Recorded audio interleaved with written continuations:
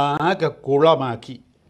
എടേ, ആ American vice president JD വാൻസിൻ്റെ ഒറ്റ പണിയാണ് ഞാൻ ആയങ്കിയെ പിടിച്ചതിന്. അപ്പോഴല്ലേ വാൻസിൻ്റെ ഫോൺ വിളി. അത് പണം വല്ലതും വാങ്ങിച്ചിട്ടുണ്ടെങ്കിൽ സമയത്ത് തിരിച്ചു കൊടുക്കണം. കടം വാങ്ങിച്ച പൈസ ചോദിക്കാനായിരിക്കും വിളിച്ചത്. അല്ലടേ, അദ്ദേഹത്തിൻ്റെ ഭാര്യ 4ാമത് ഒരു കുട്ടിയെ പ്രസവിച്ചു. വിളിച്ച കാര്യം മോദിജി തന്നെ പറഞ്ഞില്ലേ, വെളിപ്പെടുത്തിയില്ലേ? എങ്കിൽ വാൻസ് വിളിച്ച എന്തിനാണെന്ന് ഞാൻ പറയാം. മോദിജിയുടെ നാട്ടിൽ നിന്ന് ജാതകം എഴുതാൻ ചായ വിൽച്ചു തുടങ്ങിയ ആള് പ്രധാനമന്ത്രി ആയില്ലേ.